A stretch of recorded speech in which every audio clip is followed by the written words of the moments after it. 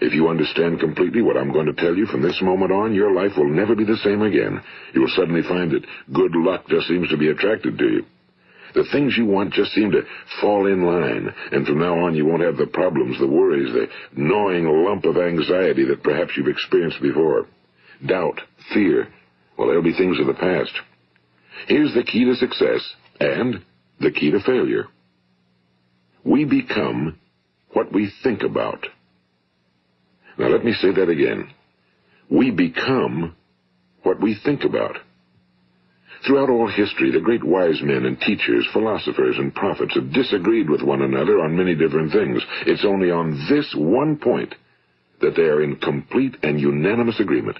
Listen to what Marcus Aurelius, the great Roman emperor, said. A man's life is what his thoughts make of it. Ralph Waldo Emerson said this, a man is what he thinks about all day long. William James said, the greatest discovery of my generation is that human beings can alter their lives by altering their attitudes of mind. And he also said, if you only care enough for a result, you will almost certainly attain it. If you wish to be rich, you will be rich. If you wish to be learned, you will be learned. If you wish to be good, you will be good. Only you must then really wish these things and wish them exclusively, and not wish at the same time 100 other incompatible things just as strongly. My old friend Dr. Norman Vincent Peale put it this way. This is one of the greatest laws in the universe. Fervently do I wish I had discovered it as a very young man.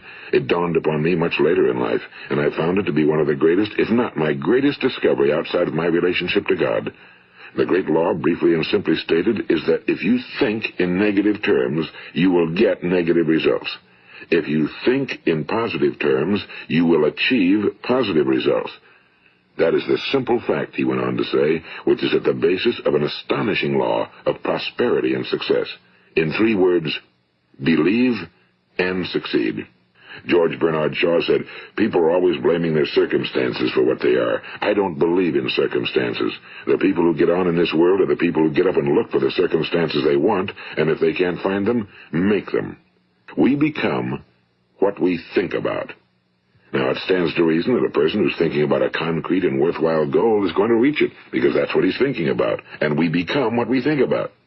Conversely, the man who has no goal, who doesn't know where he's going, and whose thoughts must therefore be thoughts of confusion and anxiety and fear and worry, becomes what he thinks about.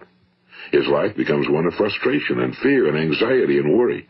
And if he thinks about nothing, he becomes nothing. Now, how does it work? Why do we become what we think about? Well, I'll tell you how it works as far as we know. Now, to do this, I want to tell you about a situation that parallels the human mind. Suppose a farmer has some land, and it's good fertile land. Now, the land gives the farmer a choice. He may plant in that land whatever he chooses. The land doesn't care. It's up to the farmer to make the decision. Now, remember, we're comparing the human mind with the land because the mind, like the land, doesn't care what you plant in it. It will return what you plant, but it doesn't care what you plant. Now, let's say that the farmer has 2 seeds in his hand. One is a seed of corn. The other is nightshade, a deadly poison. He digs 2 little holes in the earth, and he plants both seeds, one corn, the other nightshade. He covers up the holes, waters, and takes care of the land, and what will happen? Invariably, the land will return what's planted. As it's written in the Bible, as ye sow, so shall ye reap. Now remember, the land doesn't care. It'll return poison in just as wonderful abundance as it will corn. So up come the 2 plants, one corn, one poison. Now, the human mind is far more fertile, far more incredible and mysterious than the land, but it works the same way. It doesn't care what we plant. Success, failure. A concrete, worthwhile goal, or confusion. Misunderstanding, fear, anxiety, and so on. But what we plant, it must return to us. You see, the human mind is the last great unexplored continent on Earth. It contains riches beyond our wildest dreams. It will return anything we want to plant. Now, you might say, well, if that's true, why don't people use their minds more? Well, I think they figured out an answer to that one, too. Our mind comes as standard equipment at birth. It's free, and things that are given to us for nothing we place little value on. Things that we pay money for, we value. The paradox is that exactly the reverse is true. Everything that's really worthwhile in life came to us free. Our minds, our souls, our bodies, our hopes, our dreams, our ambitions, our intelligence, our love of family and children and friends and country, all these priceless possessions are free. But the things that cost us money are actually very cheap and can be replaced at any time. A good man can be completely wiped out and make another fortune. He can do that several times. Even if our home burns down, we can rebuild it. But the things we got for nothing, we can never replace.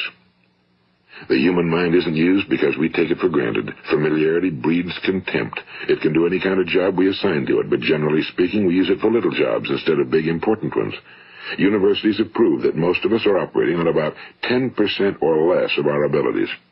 So decide now, what is it you want? Plant your goal in your mind. It's the most important decision you'll ever make in your entire life. What is it you want? Do you want to be an outstanding salesman? A better worker at your particular job?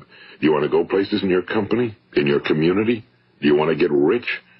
All you've got to do is plant that seed in your mind, care for it, work steadily toward your goal, and it will become a reality. It not only will, there's no way that it cannot. You see, that's a law, like the laws of Sir Isaac Newton, the laws of gravity. If you get on top of a building and jump off, you'll always go down. You'll never go up, and it's the same with all the other laws of nature. They always work. They're inflexible. Think about your goal in a relaxed, positive way. Picture yourself in your mind's eye as having already achieved this goal. See yourself doing the things you will be doing when you've reached your goal.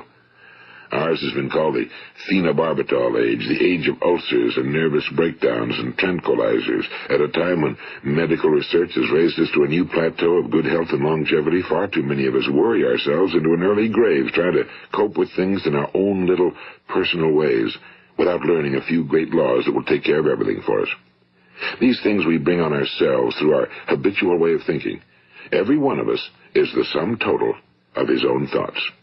He is where he is because that's exactly where he really wants to be, whether he'll admit that or not. Each of us must live off the fruit of his thoughts in the future, because what you think today and tomorrow, next month and next year, will mold your life and determine your future. You're guided by your mind.